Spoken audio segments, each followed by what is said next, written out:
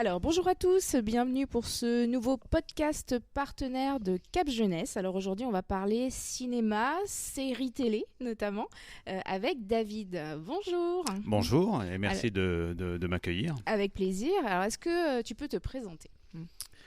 Eh bien, je suis David Rivière, j'ai fait des études en audiovisuel. Et en fait, à un moment, quand tu fais des études en audiovisuel, tu as le choix ou entre partir à la capitale et rester au soleil. Et tu sais pertinemment que rester au soleil, ça va être un peu plus compliqué que de partir à la capitale. Ouais, c'est vrai. Donc tu pars à la capitale et puis finalement tu reviens ici. Et puis voilà. Et puis tu as de multiples tâches pour pouvoir continuer à vivre de ta passion ici. Et alors du coup, quel est ce parcours? On peut avoir quelques détails? Donc capitale, ok. Le parcours. Études. Alors mon premier court-métrage, je l'ai réalisé avec du Super 8. Donc les jeunes, ils n'entendront rien avec Oui, ce terme mais nous, oui. barbare. Et donc je l'ai tourné avec une caméra Super 8 et j'avais 15 ans. Et finalement, j'ai pas lâché l'affaire, j'ai continué. Même quand le numérique est arrivé, je dis non, c'est le diable. Non, on va continuer avec de la pellicule. Et puis finalement, on s'y est mis, puis on se dit ah c'est bien. Pourquoi j'ai voulu continuer avec la pellicule? Et puis donc au début, j'avais fait des études en informatique, ce qui n'avait rien à voir avec l'audiovisuel. Quand j'ai eu mon bac informatique, je me suis dit c'est fini, plus jamais de la vie je me mets derrière un ordinateur. Et puis après, j'ai commencé à travailler et puis finalement j'ai fait donc j'ai appris par mes propres, j'étais autodidacte dans l'audiovisuel et puis finalement il me fallait un diplôme, donc j'ai passé un diplôme au CADAS à Toulon, un diplôme de technicien supérieur en communication audiovisuelle. Voilà, c'est pompeux. Voilà, ça c'est moi. Et donc après avec mon diplôme, j'ai continué. Alors mon parcours est un peu atypique parce que j'ai fait un peu de tout. J'ai fait de la photographie pour les mariages, de la vidéo pour les mariages. Okay. J'ai fait des montages de mariage, j'ai fait un peu de tout. Je fais du théâtre, je joue la comédie, je réalise, j'écris des scénarios et je fais du montage. Enfin voilà, je touche un petit peu à tout. Et puis justement, puisque je fais des montages, quand la fameuse phrase où je me mettrai plus jamais derrière un ordinateur, maintenant je passe des heures et des heures derrière un ordinateur. Forcément. C'est bon. Bon, mais cet amour du cinéma, donc qui commence avec ce film en Super 8, a continué à être là et à être bien présent. Tout le temps, même parfois j'ai essayé de m'en éloigner. À un moment, parce que c'est vraiment une carrière en dents de scie, c'est vraiment une carrière de saltimbanque. J'aime bien m'insulter moi-même de saltimbanque, je trouve que ce mot est joli. Et c'est tout à fait ça. Il y a des moments où ça marche très très bien, donc on a de l'argent qui rentre et il y a souvent des moments où on ne sait pas comment on va finir le mois et c'est plus compliqué. Donc parfois j'ai failli faire une formation en ébénisterie parce que j'aime bien travailler le bois, travailler les meubles, etc. Et je me suis dit allez on change radicalement et on m'a conseillé de faire comment on appelle ça, un bilan de compétences. Ah oui. Voilà, un bilan de compétences juste avant. Donc chose que j'ai faite, j'ai fait un bilan de compétences où à la fin du bilan de compétences on s'est rendu compte qu'il fallait que je fasse de l'audiovisuel. Donc, voilà. Donc au final, on est revenu au basique, quelque part. Est-ce que tu peux nous parler de Scénart? Alors, Scénart, c'est une association qu'on a créée il y a maintenant X années, je vais dire, je ne sais pas, 4 ou 5 ans peut-être. Et à la base, c'est pour développer des projets audiovisuels, mais ça peut être aussi pour développer des manifestations, comme des concerts ou des trucs comme ça. Donc on part du principe de créer et d'aller jusqu'au bout. Et Scénart est là également pour aider des jeunes. On l'a déjà fait 2-3 fois. Des jeunes ou des moins jeunes. Quand je dis des jeunes dans la réalisation, ça peut être des personnes qui ont 45 ans et qui n'ont jamais fait un projet dans l'audiovisuel. Et qui arrive avec un projet, mais à ce moment-là, voilà, on vérifie que la personne ait envie, parce que nous, le but, c'est d'aller jusqu'au bout. Et là, donc, on met à la disposition notre expérience, on met notre matériel, nos connaissances, puisqu'on connaît un peu des gens à droite, à gauche. Et voilà, on met tout en œuvre pour que cette personne arrive au bout de son projet. D'accord. Et même si c'est pas notre univers. Moi, j'ai souvent aidé des scénarios. J'aurais jamais écrit ça, mais voilà, c'est la personne, c'est l'œuvre de la personne, donc on respecte ça. Vous accompagnez. Voilà, mais parfois on donne des conseils quand même. ou c'est respecté ou c'est pas respecté, mais ça c'est pas grave. Oui, au moins c'est dit, voilà. On va dire. Et alors là, il y a eu un passage entre du cinéma à la série télé, ce qui se fait beaucoup, parce que ton dernier projet, donc c'est Après le monde, et c'est très spécifique quand même comme série. Alors série apocalyptique, on sait que c'est quelque chose qui marche très bien, l'apocalyptique en ce moment, mais où les jeunes gens remplacent les adultes, c'est ça parce qu'eux sont morts étrangement. Est-ce que tu peux nous en parler ? Alors déjà, je pense pas que le terme apocalyptique soit, tu vois, soit juste. Le titre c'est Après le monde. Parce que ça ne veut pas dire que c'est la fin du monde, mais ça veut dire qu'on va vivre après le monde qu'on connaît. J'ai eu beaucoup de mal, là, je devais traduire le scénario et je devais traduire le titre. Et on m'a dit, à juste titre, que After the World, c'était la traduction littéraire et que ça voulait pas dire ce que... Et donc j'ai dû chercher... Alors, mon accent va être pourri, c'est Beyond the World. Ouais. Et ce qui se rapproche le plus, oui, c'est vraiment au-delà du monde. Voilà. Ouais. Nous, on vit actuellement dans ce monde, et donc il se passe une chose, et puis après ce monde, qu'est-ce qu'on va devenir ? Alors, je suis parti du postulat du président de la République, Emmanuel Macron, qui avait dit à un moment que le virus de la Covid touchait les adultes particulièrement, et que les enfants étaient porteurs mais immunisés. Donc là, je suis parti du principe que ça touchait tous les adultes et que les adultes mouraient du coup, et donc laisse le monde aux enfants. Donc tu vois, c'est pas forcément apocalyptique, c'est plein d'espoir. Et ce que je voulais aborder, ce que je trouvais intéressant, c'était qu'est-ce qu'allaient faire ces enfants, ces gamins, parce que très jeunes, ils vont devoir grandir très vite, du monde qu'on leur laisse. Voilà. Réinventer une société. Voilà, c'est tout à fait ça. Et alors, je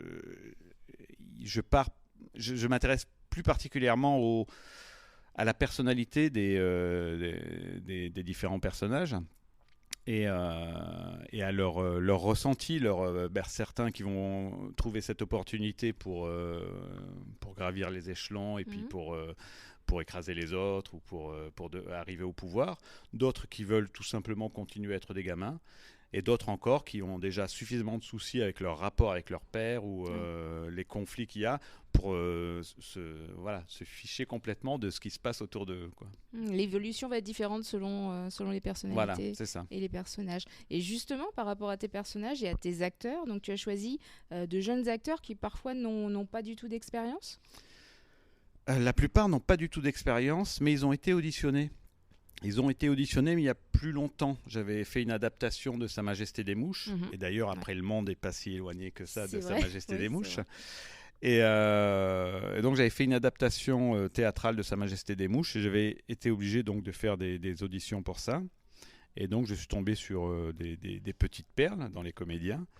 Et puis l'année suivante, je les ai fait chanter avec une adaptation de Into the Woods, la comédie musicale.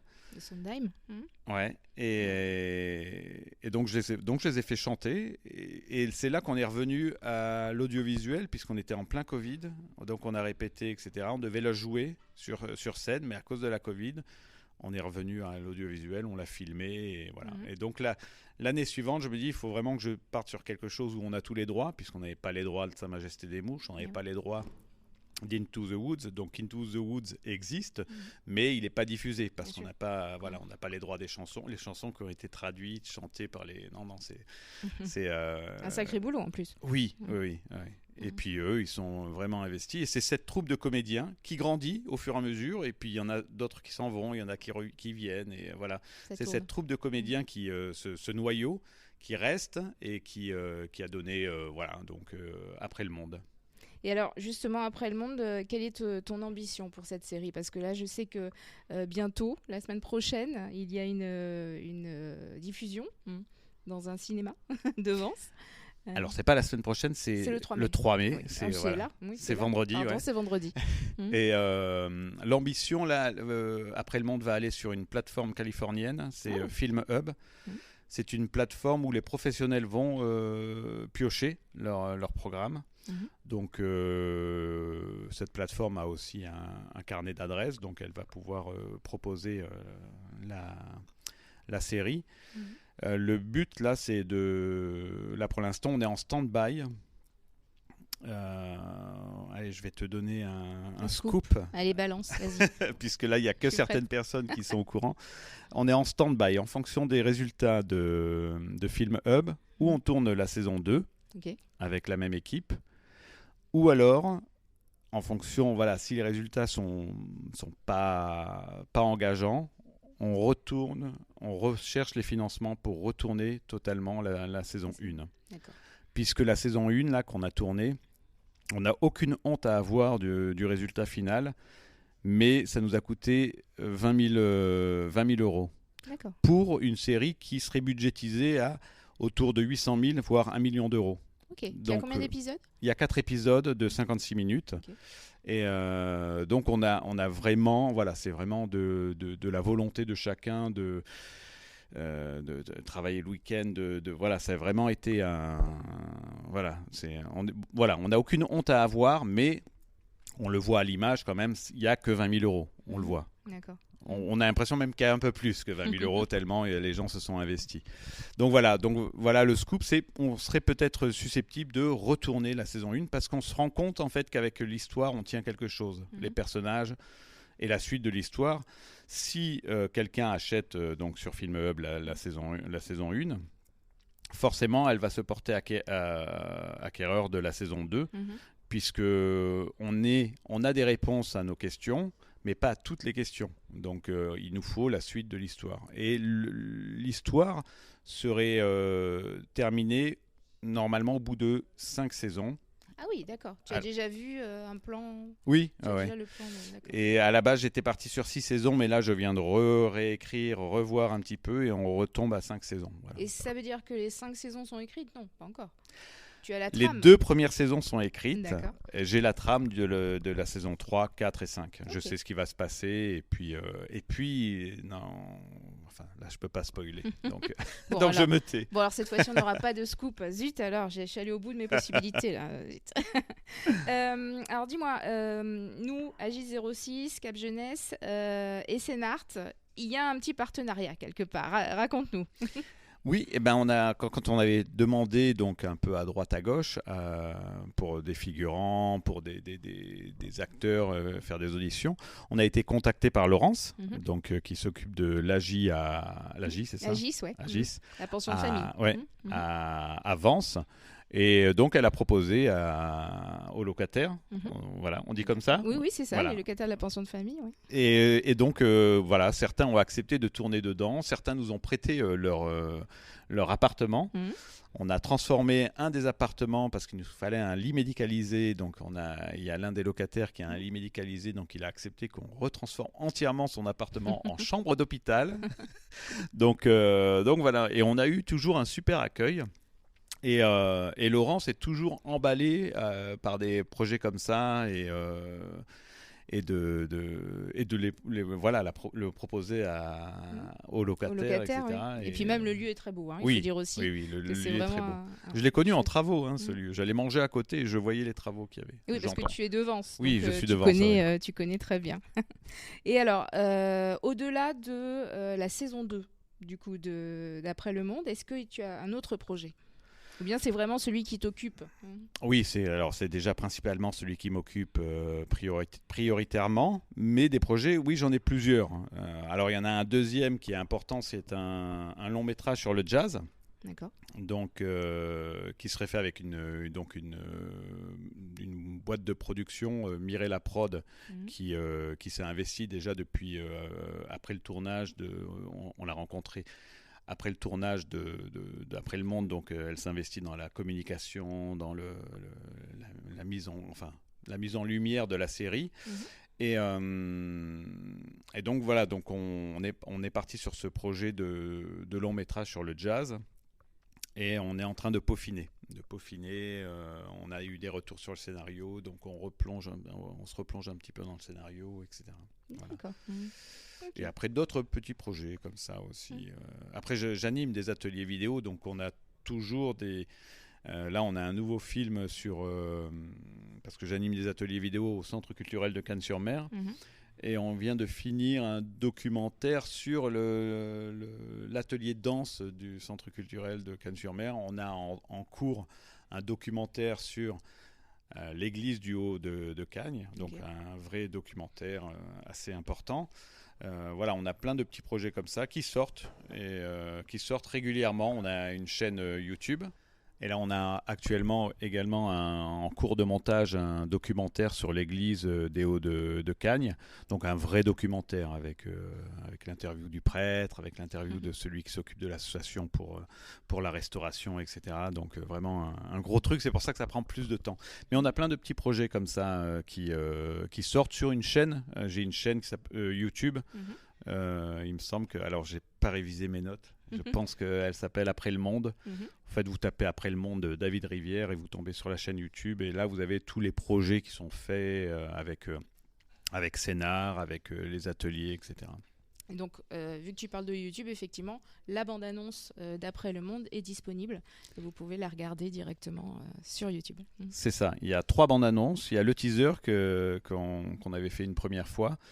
Une fois que j'avais fait le montage, il y a la bande-annonce. Et là, pour la projection du 3 mai, il y a une bande-annonce spéciale qui sera d'ailleurs la bande-annonce qui sera mise avec la série sur Film Hub. D'accord. Et donc, parle-nous un petit peu justement du 3 mai. Alors, le 3 mai, eh bien, on projette donc l'intégralité de la saison 1 au cinéma Casino de Vence. Donc la projection débutera à 17h30 avec le discours des élus, puisqu'on a invité Charles Anginesi, Anne Satonnet, Régis Lebigre, et à venir donc à la projection. Donc on débutera avec les discours des institutionnels. Voilà. Ouais. Après à 18h, on débute la projection du premier épisode. À la fin du premier épisode, donc 18h56, puisqu'il dure 56 minutes, on va dans la cour du centre culturel de Vence, qui nous a été gracieusement prêté pour l'occasion. Donc on se fait un petit apéritif dînatoire, parce que la soirée va être longue. Et donc après, à peu près vers les 19h15, 19h20, on retourne en salle pour voir... Voilà. Pour voir le deuxième et la moitié du troisième épisode. Il y a une petite pause de 10 minutes, la petite pause cigarette et pipi pour ceux qui ne peuvent pas s'en passer. Et quand ils reviennent, eh ben, on repart sur le reste, la fin du troisième et le quatrième épisode. D'accord. Et donc c'est ouvert à tous ? C'est ouvert à tous, c'est gratuit. C'était ça aussi l'envie de Scénar, c'est de créer des événements qui sont gratuits, qui sont amenés à la culture à la portée de tous. Et on est plus dans la culture populaire. On n'est pas non plus dans... Voilà, on n'est pas dans la culture intellectualisée, on est plus dans la culture populaire. D'accord, très bien. Et il faut s'inscrire quelque part ou bien on peut venir ce soir-là ? Non, il vaut mieux s'inscrire puisqu'il n'y a que 170 places. Oui. Et donc, il vaut mieux s'inscrire, c'est sur Scénar.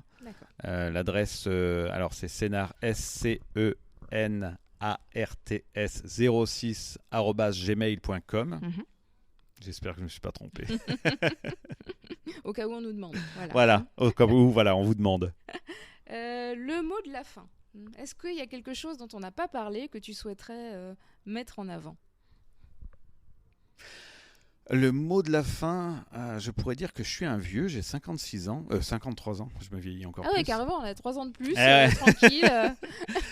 J'ai 53 ans et j'entends beaucoup de personnes de mon âge qui critiquent la jeunesse.